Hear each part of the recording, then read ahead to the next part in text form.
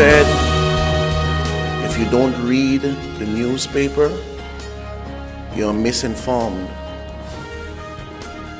or you're uninformed. And if you do read a newspaper, you're misinformed. So I ask the people of St. Martin to please digest carefully, discern carefully, and seek the truth. Find out what is fact, what is fiction, what is fake news, and what is simply baseless lies. I want to go back to December 22nd, 2017, when it came out in the Daily Herald as an editorial. They reported that many yacht captains are returning to St. Martin even though its maritime industry was hit hard by Hurricane Irma. Is a pleasant surprise. The general expectation had been that this boating season would be a dismal one, also because of costly delays suffered in the recovery effort. It must be said, this positive development is taking place in spite of and no thanks to government's role. It goes on to say, barges brought in from other islands with large enough equipment to remove the biggest wrecks in Simpson Bay Lagoon soon after the natural disaster were refused based on technicalities and formalities. It goes on to say a permit system for salvaging operation was applied that mariners and other entities in the yachting sector found difficult to deal with. Now, this is disturbing. And this is what you get when you only have one newspaper in your country. And I'll tell you why it's disturbing. Because we at the Ministry of Vrami, also the government, have explained this situation with this badge issue over and over up to Wazoo. We have explained in technical details, the permits department, the maritime department, explained exactly what the issue was. What I have here in my hand is a letter that came from the port authorities in the Bahamas. In the Bahamas. We got this letter from the maritime department here in St. Martin. This was explained. This was sent to the media. This was sent to everyone. And this is what they said. It comes from Captain Cyril A. Roker, Acting Port Controller, Permanent Secretary, Ministry of Transport and Local Government, Port Department, Prince George Wharf, Bahamas. Reference is made with regards to the subject matter at caption. We were made aware that the MV Titan registration number GB 6474 has been inspected in St. Martin on October 16th, 2017 and was found to be without any statutory certificate to allow her to trade outside of Bahamian waters. We are in full agreement that the vessel should not be allowed to operate outside of her specified trading area, and we would not be opposed to a detention of said vessel. This is coming from the Bahamas, where that badge came from. It goes on to say, we have received a proposition from the owners that the vessel be allowed to be towed back to the Bahamas and not to conduct any further international voyages until she is properly certified for such voyages and all deficiencies have been rectified. Now I'll give it to you. So you can print it, you can read it, you can do whatever you want to do with it. So what the Daily Herald and everyone else is asking us to do is to conduct illegal activity. And we have said it over and over and over. You cannot. We're not a lawless country. Yes, there have been no salvaging permits, but the permit department worked on the salvaging permits. That up to date now, over 200 salvaging permits has been given out. And the government of St. Martin is receiving monies in their coffers when there was never a salvaging permit. Yes, for Hurricane Lewis, it didn't exist because in Hurricane Lewis, the law did not exist. It did not exist then. It exists now. So the maritime have to step in. We did not stop no badge from working. The badge was an illegal badge brought here by individuals who should have known better. But what they expected was for them to walk into the country and because of the situation, take advantage of it and just be freely to allow. And they keep using the term that they're here to help. No, you came to pillage. That is what you came to do. You didn't come to help. We are applying the law. The Maritime Authority said this badge cannot operate in our waters. When it was brought to our attention, we agreed with their position. They are the experts in the field. They are the experts in the field. The Bahamas is telling you that the badge is an illegal badge. But everyone is saying, but we should let them operate still. But then what kind of country is this? What kind of country is this? No, we did the right thing. And I commend those youngsters at the Maritime Department, and I commend those individuals and the permit departments and the head and Tunch and Charlotte Pumpy and all them who came together and decided they're going to put up a registration for all these badges to remove the boats. There's over 350 sunken boats. And to date, over 200, more than 200 salvaging permits has been given out to different companies who has registered and followed the procedures in the country. But this is what happens when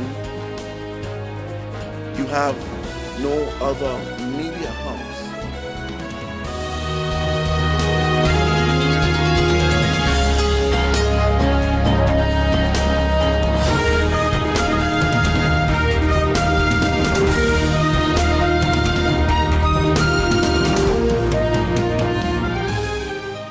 Hey guys, did you know that now with Telcel, if you accumulate $25 or more within one calendar month, you get 15 more? 15 more? Yes, 15 more. However you want. So I can top up $3 now, $10 next week, and so on until I reach or pass $25? That's right. Get 15 more. Wow! I feel like a 15 again. Yeah. Right. Accumulate $25 or more within one calendar month and get 15 more. Telcel, when you want more. GEBE has been faithfully serving the communities of St. Martin, powering your home and our economy. Come rain or shine, our qualified team of professionals are working hard 24 hours a day to provide you and your family with safe, reliable electricity and water. We use the latest technologies and test our products daily to maintain the highest international standards. Our friendly staff is always there to assist you, whether in person, over the phone, or online. We are committed to constantly improving our products and services, making them more efficient, effective, and environmentally friendly to serve you better today and our next generation of clients tomorrow. GEBE, powering a brighter future. Our friend Megawati is here with tips to save you energy. 1. Turn your airco temperature up. 2. Use a ceiling fan instead. 3. Buy energy-saving products. Save some green with NV. With the cap of the formateur, I want to apprise you of the status, but at the same time, I need to respect the confidentiality of the screening process and those involved. However, what I can say at this stage, firstly, let me reverse a minute. And what I can say at this stage is that my hopes are still set on finalizing this process by the end of this week. And if your comment to that would be, but you stated, Mrs. Formateur, that your task was over already and you presented a report to the governor. Yes, indeed, that was the case. However, over the years, awareness into this process has grown. And many, if not most, candidate ministers are not willing to just accept that based on the information available, we will not put your name forward. So candidate ministers, if this happens to be the case, are questioning, and rightfully so, in my opinion. The dynamics in terms of the entire screening process are changing. We have learned a lot over the years since when we started with this screening in 2010. As you know, it was regulated. It still is, in fact, regulated by a national decree. This is not a law.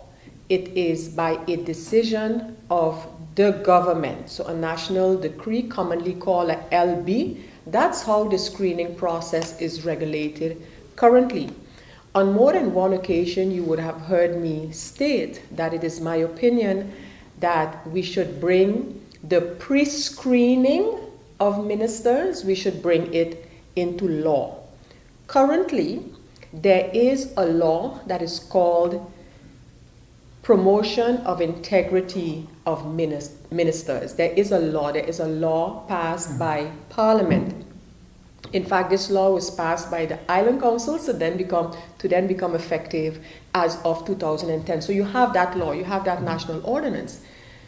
Other than, for example, Curacao also has a law that regulates integrity of ministers. However, that law includes the pre-screening of candidate ministers as well as the behavior of ministers once they are appointed. What are you supposed to do? What are you supposed to file? So I think that we should also go over to create one law that includes the pre-screening, so screening before someone is appointed minister, as well as following the appointment as minister. So we are in that phase where a report has been made up.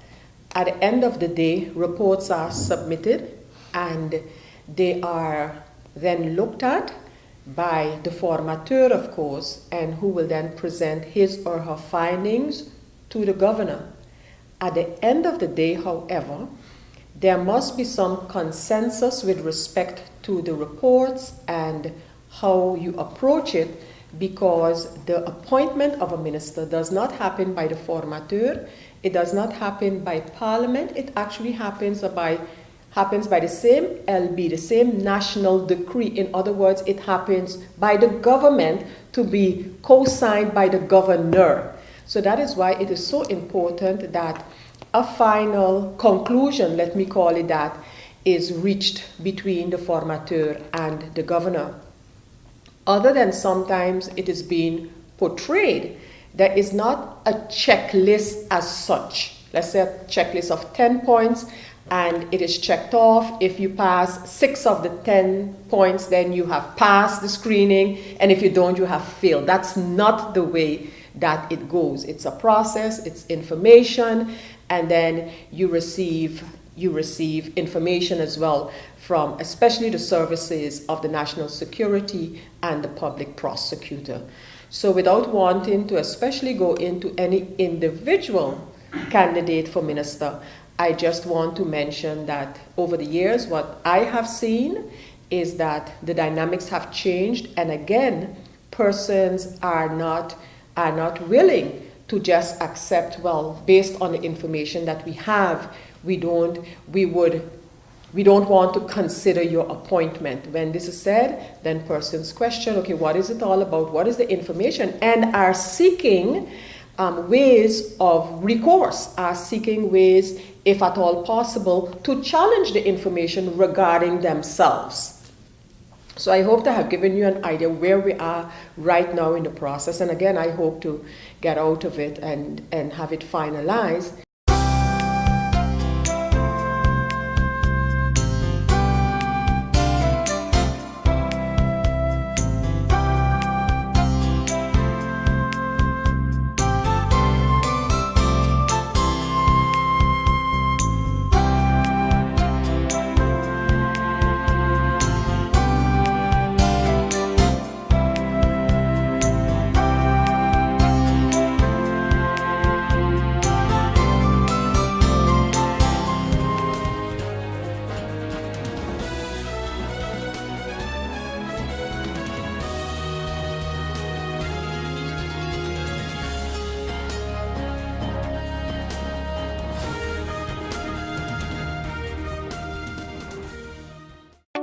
People all across St. Martin are switching to a more rewarding experience. The WIB MasterCard Fun Miles credit card, better known as My Card. Earn 1 Fun Mile for every $2 spent, even abroad and online. This will quickly get you a ton of Fun Miles to redeem for travel, shopping, food, fuel, and much more. But there's more to My Card. Worldwide acceptance, an EMV chip for extra security, and 250 free Fun Miles with first use. Switch to My Card today at WIB. Fun miles, fun within your reach. Hey guys, did you know that now with Telcel, if you accumulate $25 or more within 1 calendar month, you get 15 more? 15 more? Yes, 15 more. However you want. So I can top up $3 now, $10 next week, and so on until I reach or pass $25? That's right. Get 15 more. Wow! I feel like a 15 again. Yeah. Right. Accumulate $25 or more within 1 calendar month and get 15 more. Telcel, when you want more. It's been said that behind every door, possibility awaits.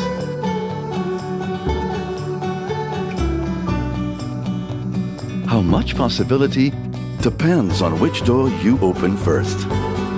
Every day, we help our customers discover the possibilities in their lives. It all starts with a conversation. Scotiabank. Discover what's possible. 1, 2, 3, 4. This is how common it is to develop a mental illness. 1 out of every 4. 4, 4. 4. But there is hope. Today, most mental illnesses can be managed and treated. Visit your general doctor if you feel concerned about your thoughts and behaviors or have some difficulty dealing with some of life's issues. If you have been diagnosed and are suffering from a mental illness, keep in mind these 4 points to help you manage your mental health. 1. Get regular checkups with your general doctor. 2. Stay on your treatment plan to prevent relapses. 3. Find a strong support group in your family and friends. And 4. Never be afraid to ask for help and look out for the warning signs of your illness. Remember, you are not alone. We are as close as one. 2. 3. 4. Learn about mental health illness by going to the Mental Health Foundation's website at www.mhf-sxm.com. Okay, here with 2 members that have a meeting with the medical center on the terrace height of the hospital. Trying to do that starting on the 1st of January, which is already gone. Can you give us an insight of the meeting, how it went? Well, we were pleased to get an invitation from the management of the St. Martin Medical Center, where we could discuss with them the information that was presented just before Christmas, that as for the 1st of January, they are going to increase the tariffs.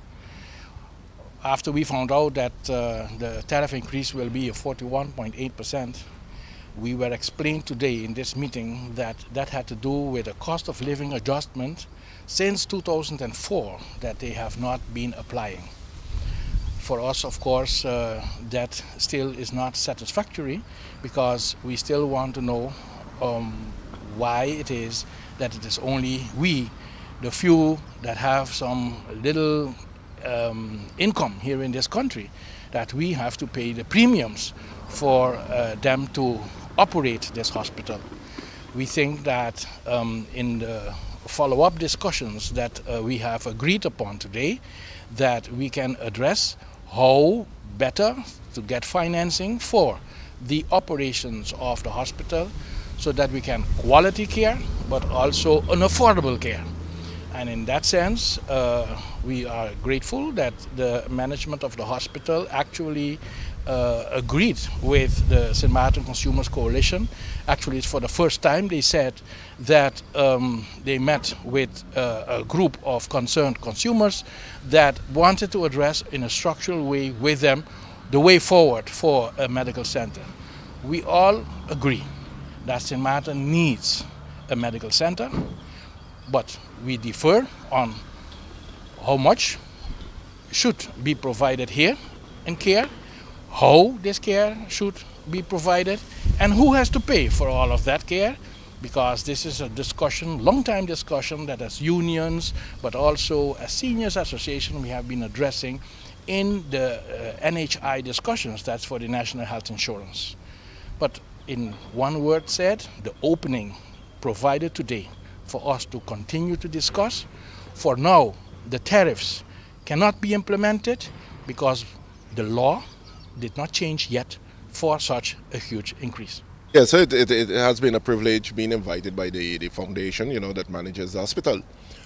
We brought our concerns to the management, and they explained us that and so part of our concern has been the quality aspect, the guarantee of service. We're very concerned about the sustainability aspect of it also, because without that, there will be no healthcare guarantee to the consumers.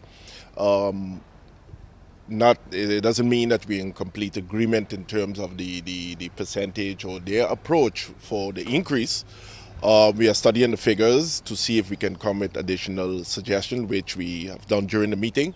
We explained also that the hospital should not shorten itself by only concentrating on the hospital operations, but that you have a bigger role in terms of influencing the design of healthcare on St. Martin. We discuss also the standardization aspect, the accreditation of professionals in a broader sense, and because the hospital always get the short end of the stick in terms of if a wrongful decision is made out in the field, the person most likely will end up at the hospital. All that drives of cost, all that comes out of the consumer's pocket, you understand? How should the SMMC influence the healthcare aspect, whereby it will be even more efficient, cost-effective, and guarantee quality of service? Because if our professionals aren't accredited, kept in line and trained, so we can be guaranteed of a good healthcare, then finally we're going to be always increasing prices, and the consumers who are going to have to bear that side here. What also was important to note today, it was information given by the hospital of their role in the community. They gave how the hospital or healthcare itself, if it's qualitative, it can have a positive result on the tourism industry. We also brought that that's the reason we believe that the hospital also should not only stay within its domain, but be expanded, whereby influence when health policies are being made by certain stakeholders that does not include the SMMC, neither the consumers, because that's very important. Adamant that these parties need to be included for continuing championing not only the cause of one party, but to better and to improve healthcare. So we look forward to discussing other aspects, to also be a party with the hospital in terms of for the improvement of healthcare, because it will bring benefit to the consumer.